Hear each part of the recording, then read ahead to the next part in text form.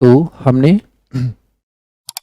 वैदिक सभ्यता जो चैप्टर था उसको 2 पार्ट में कंप्लीट कर लिया था। ठीक है, 2 पार्ट में कंप्लीट कर लिया था। वैदिक सभ्यता से रिलेटेड जो 50 इंपॉर्टेंट क्वेश्चन है उसको करते अपन डिस्कस। ठीक है, तो चलिए फिर शुरू करते हैं। जल्दी जल्दी आप लोगों ने आंसर देना है, ठीक है ना। और यहाँ पे 50 क्वेश्चन है तो जल्दी से अपन सॉल्व कर लेंगे। चलिए ठीक है, तो पहला क्वेश्चन है क्या, जो आर्य शब्द है इसको इंडिकेट करता है, तो व्हाट इज द आंसर, श्रेष्ठ वंश को। ठीक है, श्रेष्ठ वंश को। तो आर्य शब्द का मतलब क्या होता था, सुपीरियर, और जो वेद शब्द है उसका मतलब क्या होता था, बेसिकली ज्ञान। ठीक है, आगे बढ़े। क्वेश्चन नंबर 2, इसका आंसर बताओ। निम्नलिखित में से किस वेद में प्राचीन वैदिक युग के सभ्यता के बारे में सूचना दी गई है, बताइए।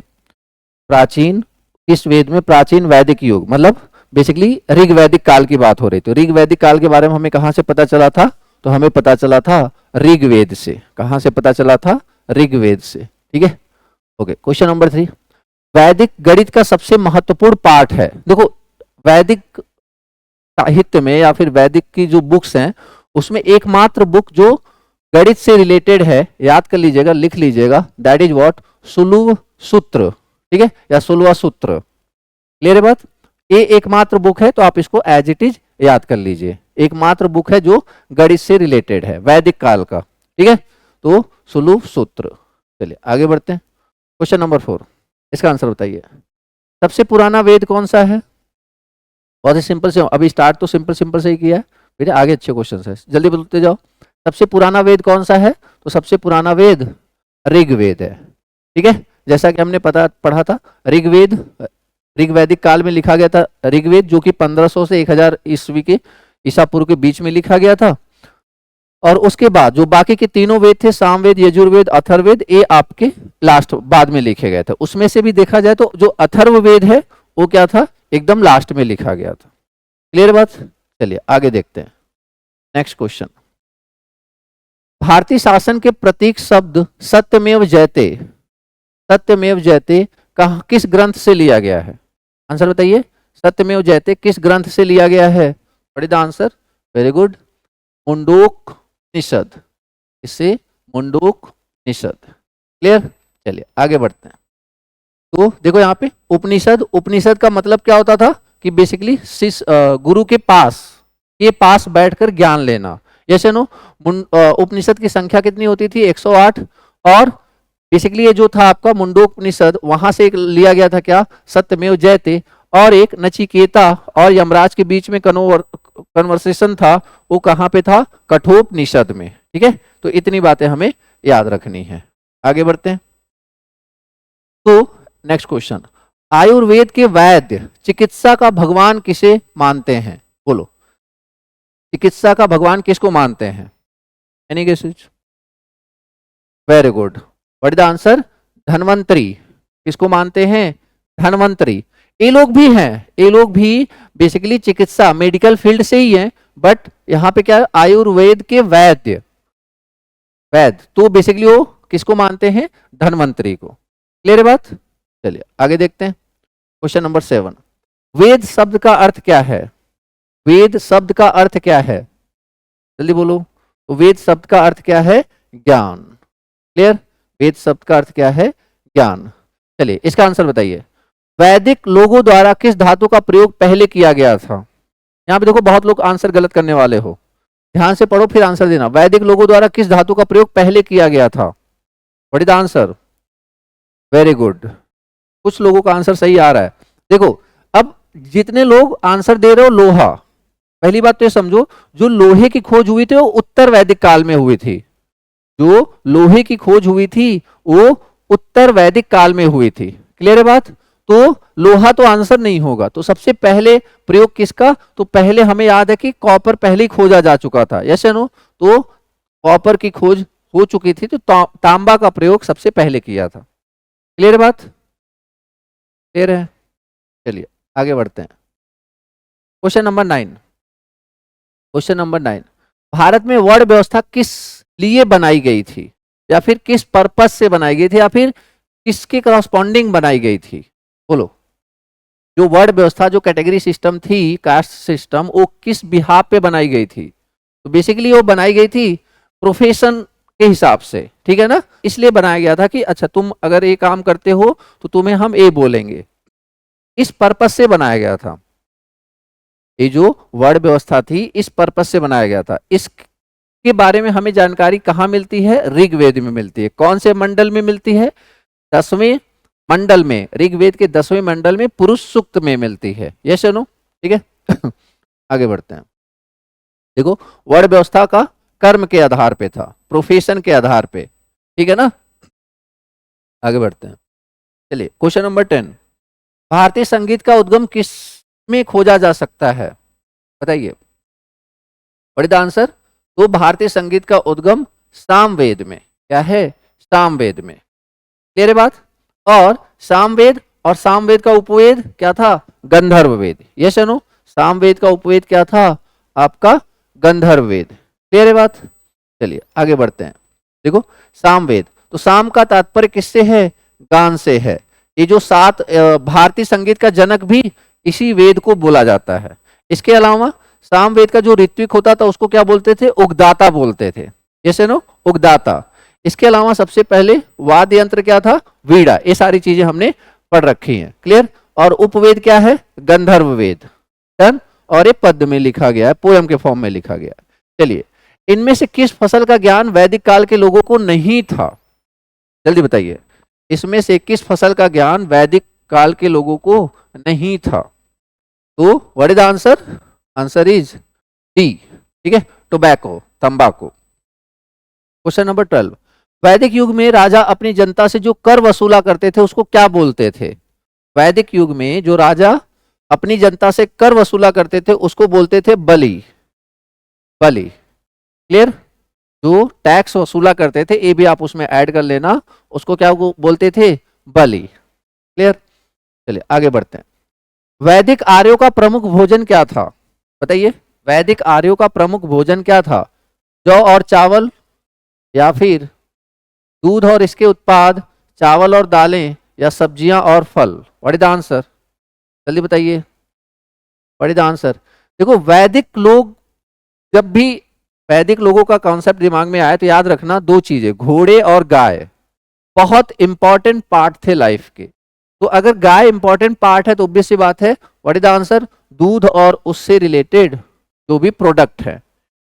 यस या नो? क्लियर है सबको? ठीक है, दूध और उससे रिलेटेड जो प्रोडक्ट है, क्योंकि आर्यों के लिए गाय और घोड़े बहुत ज्यादा इंपॉर्टेंट है। तो घोड़े से वो बेसिकली युद्ध किया करते थे, ठीक है, और गाय से बेसिकली अपना पालन पोषण। यही वजह है कि याद करो, पूर्व मतलब एक तरीके से ऋग वैदिक काल में या पूर्व वैदिक काल में जो पशु चारण था वो मेन प्रोफेशन था, और उत्तर वैदिक काल में क्या हो गया था? कृषि। Yes no? ठीक है, तो बातें याद रखेंगे। बताइए, कौन सा निम्न चरणों में से कौन सा विकल्प सही है? बताइए। सबसे पहले क्या था? सबसे पहले क्या था? बताओ। ब्रह्मचर्य, गृहस्थ, वानप्रस्थ और सन्यास। मतलब ये जो इनका ऑर्डर देना है तो क्या दिया था पहले? तो ब्रह्मचर्य। याद करो, 0 से 25 ब्रह्मचर्य, 25 से 50 गृहस्थ, 50 से 75 वानप्रस्थ, और उसके बाद सन्यास। यस या नो? इस पे बात हुई थी हमारी। तो क्या हुआ था? ब्रह्मचर्य 0 से 25, कार्य क्या था? ज्ञान की प्राप्ति, पुरुषार्थ, धर्म। गृहस्थ 25 से 50 सांसारिक जीवन, अर्थ और काम। वानप्रस्थ 50 से 75 ईश्वर ध्यान, मोक्ष की प्राप्ति। सन्यास 75 से 100 मोक्ष हित तपस्या एंड मोक्ष के लिए बेसिकली कोशिश करना। क्लियर? चलिए, त्रयी। त्रयी नाम क्या था? बताओ जल्दी। त्रयी नाम किसके लिए यूज किया गया है? What is the answer? What is the answer? त्रयी नाम यूज किया गया था वेदों के लिए। याद करो जरा, जब हमने वेदों की बात करी थी तो हमने क्या बोला था कि प्रथम 3 वेदों को क्या बोला जाता है? वेद त्रयी। ठीक है, चारों वेदों में से आप लास्ट वाला जो अथर्व वेद है उसको निकाल दो। लास्ट वाला जो अथर्व वेद है उसको निकाल दो, तो बेसिकली ये जो तीनों वेद थे उनको क्या बोलते थे? वेद त्रयी। क्लियर बात? चलिए आगे बढ़ते हैं। चलिए आर्य अनार्यों के साथ, मतलब जो लोग आर्य नहीं थे, जो लोग पहले से यहां पे थे, उनको ये अनार्य बोलते थे। ठीक है, आर्य अनार्यों के साथ अपने संघर्षों में सफल रहे। क्यों? What is the main reason? Very good. Main reason उनके साथ क्या था कि उन्होंने घोड़े का बहुत अच्छा इस्तेमाल किया था। यस नो, उस आक्रमण में, उस इन्वेंजन में बेसिकली उन्होंने घोड़े को बहुत अच्छे से यूज किया, उनके पास रथ था। ठीक है ना, क्लियर बात? चलिए आगे बढ़ते हैं। क्वेश्चन नंबर 17, किस वेद में बलि सूत्रों को शामिल किया गया है? जल्दी बोलो, बलि वगैरह के बारे में किस में दिया गया है? तो वेरी गुड, किस में दिया गया है? यजुर्वेद में। ठीक है ना, देखो यहाँ पे यजुर्वेद, यजुर्वेद में यज्ञ और बलि संबंधी मंत्रों का उच्चारण किया गया है। यस नो, या फिर यज्ञ और बलि संबंधी बेसिकली मंत्रों का वर्णन है। यस नो, ठीक है। यजु का अर्थ क्या होता है? यज्ञ। और याद करो, इसका जो उपवेद था वो क्या था? धनुर्वेद। याद बात हुई थी ना कि यज्ञ युद्ध करने से पहले क्या करते थे? यज्ञ करवाते थे ताकि उनकी जीत हो। तो आप याद कर लोगे कि जो यजु है उसका मतलब तो यज्ञ है, बट जो धनुर्वेद उपवेद है वो भी इसी का है। यस नो, ठीक है। और जो यजुर्वेद का ऋत्विक था उसे अधर्यु बोलते थे, और इसी में कुछ विशेष यज्ञों का उल्लेख मिलता है, राजसूय यज्ञ और वाजपेय यज्ञ। यस नो, ठीक है। और ये बेसिकली गद्य और पद दोनों में लिखा गया था। क्लियर है बात? चलिए आगे देखते हैं। क्वेश्चन नंबर 18, इसका आंसर बताइए। उपनिषद का मतलब क्या होता है? उपनिषद शब्द का शाब्दिक अर्थ क्या होता है? What is the answer? Upanishad का शाब्दिक अर्थ होता है पास बैठना। ठीक है, क्या होता है? पास बैठना। क्लियर? आगे देखते हैं। किस पंडित ने बेसिकली दक्षिण भारत का आर्यीकरण किया था? देखो, आर्यीकरण का क्या मतलब है कि ये लोग एक तरीके से बोलते थे कि हाँ, जो आर्य धर्म है वो सर्वश्रेष्ठ है। ठीक है ना, जो आर्य धर्म है वो क्या है? सर्वश्रेष्ठ है, आप इसको फॉलो करो। ठीक है, मतलब फैलाते थे, जैसे आज के टाइम पे है कई अलग अलग धर्म होते हैं तो उनको लोग प्रचार प्रसार करते थे, तो उसी तरीके से। तो याद रखना, अगस्त्य मुनि थे जिन्होंने भारत के दक्षिण भारत में बेसिकली आर्यीकरण किया था, आर्यंस को बढ़ावा दिया था एक तरीके से। ठीक है ना, क्लियर बात? आगे बढ़ते हैं। चलो इसका आंसर बताइए। ऋग्वैदिक धर्म था, क्या था? बहुदेववादी, एकेश्वरवादी, अद्वैतवाद या उदारवादी? What is the answer? जो ऋग्वैदिक धर्म था, रिलीजन था, वो कैसा था? वेरी गुड, बहुदेववादी। याद करो, कितने ढेर सारे देवता हुआ करते थे। पृथ्वी के देवता अलग, आकाश के देवता अलग, अंतरिक्ष के देवता अलग। यस या नो? वो बात अलग है कि सबसे सर्वश्रेष्ठ देवता कौन थे? तो वो थे देवराज इंद्र। क्लियर बात? ठीक है, तो बहुदेववादी। चलिए आगे बढ़ते हैं। आर्य जनजातियों की प्राचीनतम बस्ती कहां पे थी? मतलब कहां से इन्होंने स्टार्ट किया था? बताइए, कहां से इन्होंने स्टार्ट किया था? What is the answer? तो उसको बोलते हैं सप्त सिंधु। क्या बोलते हैं? सप्त सिंधु। सप्त सिंधु से बेसिकली इन्होंने स्टार्ट किया था। क्लियर? लिख लेंगे, नोट डाउन कर लेंगे। आगे देखते हैं। पंचतंत्र के लेखक कौन है? जल्दी बोलो, पंचतंत्र के लेखक कौन है? ये तो खैर याद ही होगा। कौन थे? विष्णु शर्मा। यस या नो? कौन थे? विष्णु शर्मा। ठीक है, अगर बात करें वाल्मीकि की तो इन्होंने रामायण लिखी, वेद व्यास जी ने महाभारत लिखी, और तुलसीदास जी ने रामचरितमानस का अवधि में मतलब रामचरितमानस लिखा, और भाषा क्या थी? अवधि थी। यस या नो? तो इन दोनों लोगों ने मिलकर क्या लिखा था? हमारा महाकाव्य, रामायण और महाभारत। दोनों ही किस लैंग्वेज में? तो संस्कृत लैंग्वेज में। यस या नो? क्लियर? आगे बढ़ते हैं। भारत पर पहला आक्रमण किसने किया था? बहुत ही सिंपल सा क्वेश्चन है, बताओ। भारत पे पहला आक्रमण किसने किया था? तो ऑब्वियस सी बात है, आर्यों ने किया था। यस या नो? किसने किया था? आर्यों ने किया था। देखो नेक्स्ट, इसमें से विषम चुनिए, मतलब ऑड वन फाइंड आउट कीजिए। जल्दी बोलो। तो सामवेद, यजुर्वेद, ऋग्वेद, ये दोनों तो ये तीनों वेद थे, बट यहाँ पे एक पुराण आ गया। ठीक है ना, तो ये क्या आपका विष्णु पुराण, ये अलग है बेसिकली, ये पुराण है, बाकी सब तो वेद है। जैसे नो? क्लियर? आगे देखिए। प्रसिद्ध गायत्री मंत्र किससे लिया गया है? प्रसिद्ध गायत्री मंत्र किससे लिया गया है? जल्दी बोलो, किससे लिया गया है? ए लिया गया आपका ऋग्वेद से। किससे लिया गया है? ए लिया गया है ऋग्वेद से। Yes no? ऋग्वेद के तीसरे मंडल को किसने लिखा है? विश्वामित्र जी ने लिखा। उसमें तीसरे मंडल में इन्होंने गायत्री मंत्र का उल्लेख किया है, जो कि सावित्री देवी को समर्पित है और सूर्य देव की आराधना के लिए बेसिकली है। क्लियर बात? ठीक है, चलिए आगे बढ़ते हैं। क्वेश्चन नंबर 26, निम्नलिखित नामों में से प्राचीन भारत के चिकित्सक की पहचान कीजिए। जल्दी बताइए। प्राचीन भारत, जरूरी नहीं वैदिक भारत, प्राचीन भारत में जितने भी आपको लगे हैं क्या चिकित्सक, ठीक है, उन बताइए कौन कौन हो सकता है? कौन कौन हो सकता है? कौन कौन हो सकता है? Very good. Charaka, Sushruta and Patanjali, ये तीनों लोग बेसिकली किससे रिलेटेड थे? चिकित्सा क्षेत्र से। Yes no? आगे बढ़ते हैं। ठीक है, निम्नलिखित में से किस नदी को ऋग्वेद में बेसिकली माते तमा या फिर देवी तमा या फिर नदी तमा से संबोधित किया गया है? जल्दी बोलिए। किस नदी को, किस नदी को संबोधित किया गया है? तो what is the answer? Saraswati नदी। बट अगर यही पूछा जाता कि सबसे महत्वपूर्ण नदी कौन सी थी, तो व्हाट इज द आंसर? सबसे महत्वपूर्ण नदी कौन सी थी, तो what is the answer? Then that is Sindhu नदी। या फिर सबसे ज्यादा बार उल्लेख किस नदी का मिलता है? Then again answer is what? Sindhu नदी। अगर पूछा जाए सबसे पवित्र नदी कौन सी है, तो सरस्वती नदी। नदियों में उत्तम नदीतमा किसको बोला गया है? तो सरस्वती नदी। ठीक है, तो इस बात को आप ध्यान, क्योंकि काफी क्वेश्चन पूछा जाता है। खैर आगे देखते हैं। तो देखो, अगर बात करें उनके रिलीजन की, तो प्रिय देवता कौन थे ऋग्वैदिक काल में? इंद्र। उत्तर वैदिक काल में प्रजापति। सबसे पवित्र और महत्वपूर्ण नदी कौन सी थी? सरस्वती, जिसको इन्होंने क्या बोला था? नदीतमा।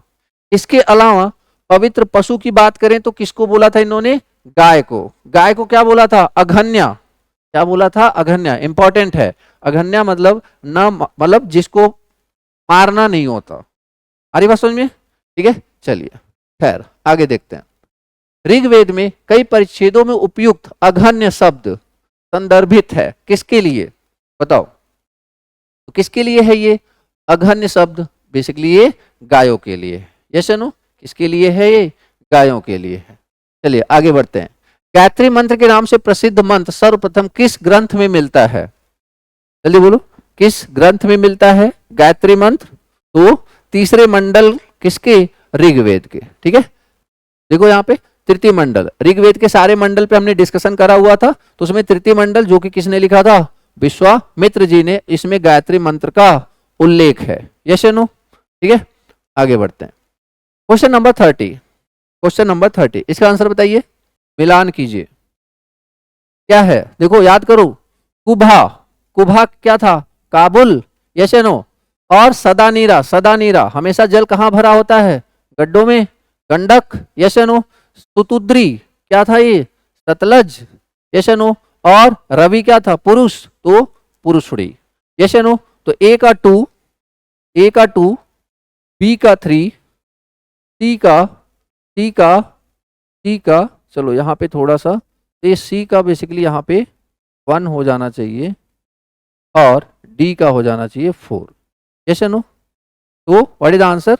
Answer is B. ठीक है, कोई कंफ्यूजन तो नहीं है? आगे बढ़ जाएं। देखो तो एक बार रिकॉल कर लेते हैं, एक बार रिकॉल कर लेते हैं सारा। तो यमुना, यमुना नदी बेसिकली बहुत गंदगी की वजह से काली हो चुकी, तो दैट इज कलिंदी। ठीक है, झेलम का क्या था? बितस्ता। काबुल का क्या था? कुभा। गंडक, सदानीरा। Yes no? इसके अलावा क्या था? सतलज, सतुद्री, सतुद्री। व्यास, विपाशा, संस्कृत नेम अर्जिकिया। रावी, प्राचीन नेम इरावती, और संस्कृत नेम क्या था? पुरुषड़ी। क्लियर बात? इसका आंसर बताइए। वैदिक काल के राजनीतिक संगठन को बढ़ते क्रम में व्यवस्थित कीजिए। बताइए कौन सा है जो आपको लगता है कि व्यवस्थित है? तो सबसे छोटा क्या होता था? वेरी गुड, सबसे छोटा होता था कुल, देन ग्राम, देन विश्व, देन जन, देन राष्ट्र। Very good, answer is B. Yes no? देखो रिकॉल करो जरा। सबसे छोटी इकाई कुल, परिवार। कुल को पालने वाला कुलप होता था, फिर कुल परिवार मिलके ग्राम बनते थे। ग्राम को बेसिकली एक तरीके से संरक्षण में रखने वाला क्या होता था? ग्रामीणी। उसके बाद कई ग्राम मिलके विश्व बनते थे। ठीक है, तो विस्पति, और जन, जन के बाद भी आप ये समझो कि अब ढेर सारे जनों का समूह हो जाता है तो फिर क्या होता है, वो एक राष्ट्र हो जाता है, तो राष्ट्र भी दिया हुआ है, ठीक है ना।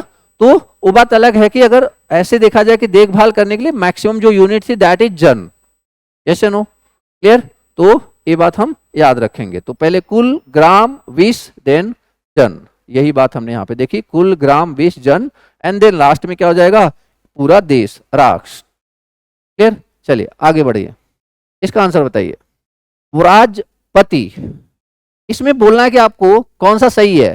क्या चरागाह के प्रधान का, बेसिकली जो गोचर का प्रधान होता था उसको वाज्रपति बोलते थे, यस या नो, सही बात है। कुलपा, परिवार का प्रधान कुलपा, ये भी सही बात है। गांव का प्रधान ग्रामणी, ये भी सही बात है। तो कहने का मतलब what is answer, answer is D, yes या नो, तीनों स्टेटमेंट सही है। चलिए तो देखो यहाँ पे अगर बात करें मेजर ऑफिसर्स की, तो रिलीजियस ऑफिसर को क्या बोलते थे, पुरोहित, गुप्तचर को क्या बोलते थे, स्पष्ट, दुर्गपति को क्या बोलते थे, पूरब, और चरागाह या फिर गोचर भूमि का जो अधिकारी होता था, चरागाह या गोचर जो भूमि का अधिकारी होता था उसको क्या बोलते थे, वाजपति, क्लियर।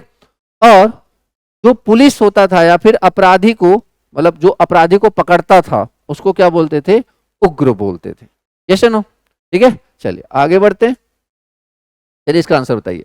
निम्नलिखित में से कौन सी वह ब्रह्मवादिनी थी जिसने कुछ वेद मंत्रों की रचना की थी। तो देखो ब्रह्मवादिनी मतलब काइंड ऑफ विदुषी। क्या जितने भी लोग आप यहाँ पे देख पा रहे हो, क्या आपने किसी भी विदुषी का नाम सुना था, यस या नो, वेरी गुड। तो what is the answer, answer is Lopamudra, Lopamudra. कुछ विदुषियों के नाम थे, याद करो, विदुषी स्त्रियां थी कुछ, लोपामुद्रा, घोषा, सिकता, आपला, विश्वास, यस नो, ये लोग थी ऋग्वैदिक काल। याद रखना इनको इंपॉर्टेंस मिली थी महिलाओं को ऋग्वैदिक काल में, उत्तर वैदिक काल में नहीं मिली थी। और क्या क्या इनके पास, बाल विवाह और पर्दा प्रथा नहीं था बेसिकली, ठीक है, तो अच्छी बात थी। और पति के साथ यज्ञ में भागीदारी ले सकते थे, और जो विधवा औरतें होती थी वो बेसिकली देवर के साथ विवाह कर सकती थी। और एक वर्ड यूज होता था अमाजू, जो स्त्री बेसिकली विवाहित नहीं होती, बेसिकली अविवाहित हो रहती है, उसके लिए यूज करते थे, क्लियर बात। तो स्त्रियों की स्थिति ऋग वैदिक काल में बेहतर थी इन कंपैरिजन टू उत्तर वैदिक काल। चलिए निम्नलिखित में से किसने आर्यों के आदि देश के बारे में लिखा था, जल्दी बोलो, किसने, आर्य कहां से आए थे इस बारे में इन लोगों में से किसने कमेंट किया था, याद करो जरा, इन लोगों में से किसने कमेंट किया था कि आर्य लोग कहीं से आए थे, कहां से आए थे, कमेंट किया था बस, ये वेरी गुड। बाल गंगाधर तिलक ने, इन्होंने बोला था कि आर्कटिक से आए थे, यस या नो, याद करो जरा, देखो बाल गंगाधर तिलक ने क्या बोला था, आर्कटिक ध्रुव से आए थे, बेसिकली ये आर्कटिक पोल से आए थे, यस या नो। बाकी लोगों ने भी बोला, मैक्स मूलर ने बोला था कि मध्य एशिया से आए थे, सर्वमान्य यही है। दयानंद सरस्वती ने बोला था कि ये आर्य लोग तिब्बत से आए थे। सबका अपना अपना मानना है, क्योंकि यार उतने पीछे कोई था तो नहीं, ठीक है ना, सबके अपने अपने प्रूव करने के तरीके थे। और एडोल्फ हिटलर ने क्या बोला था कि वो लोग जर्मनी से आए थे। फिलहाल पूछा था इसने कि किसने बोला था, तो इसमें से किसने बोला था, तो बाल गंगाधर तिलक जी ने बोला था, यस या नो। चलिए आगे बढ़ते हैं। वैदिक काल में दुहित्र निम्नलिखित में से किसके लिए प्रयुक्त हुआ है, बताओ, दुहिता, दुहित्र या दुहिता, जल्दी बोलो, किसके लिए प्रयुक्त हुआ है, व्हाट इज द आंसर, बेटी, यस या नो, इसके लिए, बेटी के लिए, याद करो कल हमने पढ़ा था ना, देखो समय के लिए क्या यूज हुआ था, गोधुली, युद्ध के लिए क्या यूज होता था, इंपॉर्टेंट है, गविष्ठ, गेशु या गम्य, और याद रखना गायों के लिए युद्ध हो जाते थे। पुत्री को क्या बोलते थे, दुहिता, ठीक है, अनाज को क्या बोलते थे, धान्य, clear. Question number 36, question number 36,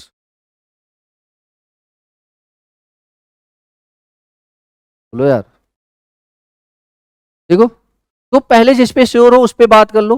Samaveda, Samaveda का क्या होता है, गायन, यस या नो, ठीक है। अब और ये जो ऋग्वेद में सारे देवी देवताओं की प्रशंसा की गई, स्तुति की गई, पूजा पाठ, यस या नो, क्लियर है बात। और उसके बाद देखो यजुर्वेद में क्या है, यजुर्वेद में कर्मकांड या मंत्रों के बारे में है, और अथर्ववेद में बेसिकली वो मंत्र टोटके ओटके वो सब थे ना, ठीक है। What is the answer? तो हालांकि एक ही काफी था, बी का 4, तो आंसर इज व्हाट, सी। चलिए आगे बढ़ते हैं। क्वेश्चन नंबर 37, 1 और 2 को मैच कराइए, जल्दी बताइए। कौन किस के देवता थे? कौन किसके देवता थे? सबसे पहले यहाँ पे देखो कौन किसके देवता थे। एक तो सोम, सोम जो थे ये वनस्पतियों के देवता थे, यस या नो। और जो मारुत थे वो किसके थे? आंधी के देवता थे, यस या नो। मारुत किसके थे? आंधी के देवता थे। तो सी का 2 और डी का 3। और तो जो बेसिकली इंद्र हैं वो बादलों को रोक करके क्या कराते थे? वर्षा कराते थे, यस या नो। और जो वरुण हैं वो कौन थे? जल के देवता। What is the answer? Answer is B, yes या नो। ठीक है यार, चलिए आगे बढ़ते हैं। देखो यहाँ पे हमने बात करी थी, ये लोग कहाँ के देवता थे? अंतरिक्ष के देवता थे। तो अंतरिक्ष के देवता इंद्र, जिनको हम उस समय और क्या बोलते थे? पुरंदर। याद रखना, इंद्र उनके सबसे पूजनीय देवता थे। जैसे आज के टाइम पे आप जिसको भी मानते हो कि हाँ मतलब कि राम बड़े या फिर शेष, मतलब एक होता है ना सबका अपना अपना, कोई देखो कोई बड़ा छोटा नहीं होता, ठीक है। भगवान ऑब्वियस सी बात है एक ही है, बट लोगों का मानना होता है, ठीक है। तो उसी तरीके से सबसे ज्यादा पूजनीय, सबसे ज्यादा इंपॉर्टेंस किसको देते थे वैदिक सभ्यता में लोग? तो देवराज इंद्र को, ठीक है, याद रखेंगे। तो इंद्र, पुरंदर और युद्ध के देवता। और याद रखना युद्ध इंद्र का जो इंद्र शब्द का उल्लेख ऋग्वेद में 250 बार हुआ है, ठीक है। मारुत क्या थे? तूफान के देवता। रुद्र पशुओं के देवता और पर्जन्य वर्षा के देवता। यहाँ पे एक बात और देखो, ऋग्वेद में सबसे प्रमुख देवता कौन थे? देवराज इंद्र। ये युद्ध में विजय दिलाते थे। तो देखो मेघों को रोककर जल की वर्षा कराते थे, ठीक है। तो यहाँ पे अगर ये पर्जन्य ए भी ऑप्शन में आए, मतलब देखो या तो इंद्र होंगे या तो ए होंगे, दोनों एक साथ नहीं होगा, तो टेंशन नहीं लेनी है। फिर आगे देखते हैं क्वेश्चन नंबर 38। ऋग्वेद में किस देवता की स्तुति संग्रहित नहीं है? किस भगवान की पूजा पाठ के बारे में नहीं बोला गया है? कौन से भगवान के पूजा पाठ के बारे में नहीं बोला गया है? What is the answer? Rigveda में पशुपति, क्योंकि पशुपतिनाथ याद करो सिंध के थे, यस या नो।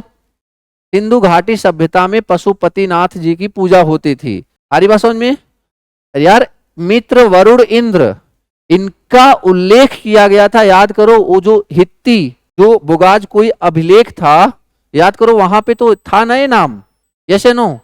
इंद्र, वरुण, मित्र, बोलो हाँ या ना। बुगाज कोई अभिलेख में इन तीनों लोग का जिक्र है, ठीक है। और दूसरा तरीका हमें पता है कि यार जब देखो पशुपतिनाथ की पूजा क्यों करेंगे ये लोग? क्योंकि ये लोग बाहर से आए थे। तो जब ये उनको ही नहीं मानते थे, उनको दस्यु बोलते थे, दास बोलते थे इनको, जो पहले से लोग होते थे, यस या नो, ठीक है। तो इसलिए पशुपतिनाथ की पूजा नहीं होती थी ऋग्वैदिक काल में। पशुपतिनाथ की पूजा होती थी सिंधु घाटी सभ्यता में, यस या नो, ठीक है। चलिए आगे बढ़ते हैं। निम्नलिखित में से किस अभिलेख में आर्यों का नाम का उल्लेख मिलता है? तो याद रखोगे, देखो हिट्टाइट, वही हित्ती, हिट्टाइट, कसाइट और मितिन्नी, सब पे ही है ये, ठीक है ना, सब पे ही है ये। यहाँ पे देखो जरा, बात हुई थी बुगाज कोई अभिलेख, जिसको किसने लिखा था? हित्ती राजा, ठीक है ना, सुब्बी लिम्मा और मितिन्नी राजा, ठीक है, मतियुई अज्जा। बेसिकली इनके भी संधि हुई थी, उसमें इनका देखो यहाँ पे इंद्र, वरुण, मित्र, नासत्य, इन लोगों का उल्लेख मिलता है। इससे क्या पता चलता है कि ये लोग देवता रहे होंगे, यस या नो। और नासत, इसके अलावा कसाइट अभिलेख 1600 ईसा पूर्व, इसमें भी लिखा गया कि ईरानी आर्यों की एक ब्रांच बेसिकली भारत आई थी, यस या नो। चलिए आगे देखते हैं क्वेश्चन नंबर 40। वैदिक संस्कृति के संदर्भ में निम्नलिखित कथनों में से कौन सा असत्य है? जल्दी बोलो,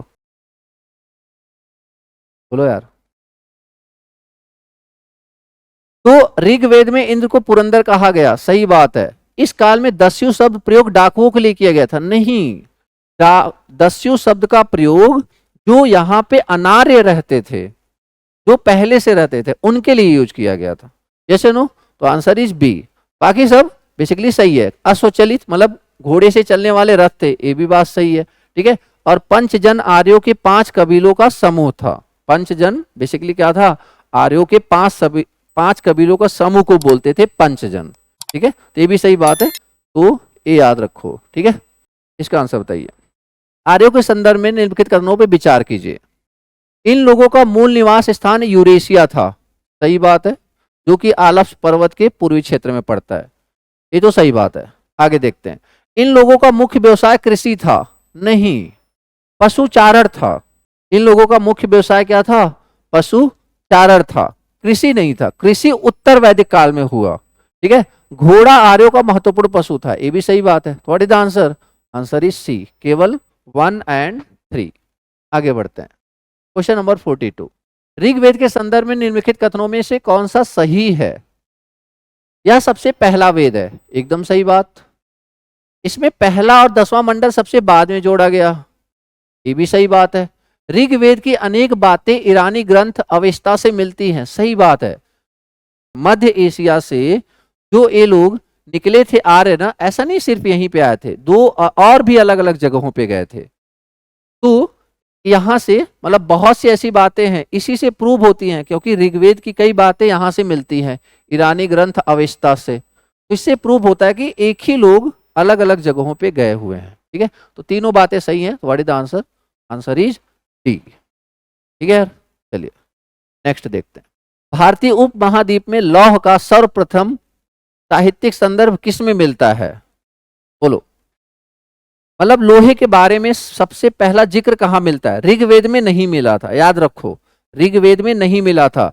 तो सबसे पहला जो मिला था कहां पे मिला था? यजुर्वेद में। कहां पे मिला था? यजुर्वेद में। और यजुर्वेद में इसको पता है क्या बोला गया था? अयस। लोहे के लिए क्या शब्द यूज किया गया है? अयस। कृष्ण अयस या फिर श्याम अयस। तेरे यार, ठीक है, तो ये शब्द यूज किए गए हैं किसके लिए? लोहे के लिए। कहां पे? कौन से वेद में? यजुर्वेद में। कौन से वेद में? यजुर्वेद में। डन। नेक्स्ट, इसका आंसर बताइए। तो ऋग्वेद का कौशिकी एंड ऐत्रेय, ठीक है ना, और अथर्ववेद का गोपथ, यजुर्वेद का शतपथ और सामवेद का पंचविश। ठीक है, सामवेद का पंचविश। तो व्हाट इज द आंसर? ए का 3, बी का 4 और सी का 1 और डी का 2। ठीक है, तो what is the answer? Answer is B. तो याद रख लेंगे। आगे देखते हैं। 4 वेदों में से किस में जादुई माया और वशीकरण मंत्रों का वर्णन है? जल्दी बोलो, किसमें था? वेरी गुड, अथर्ववेद में। किसमें था? अथर्ववेद में।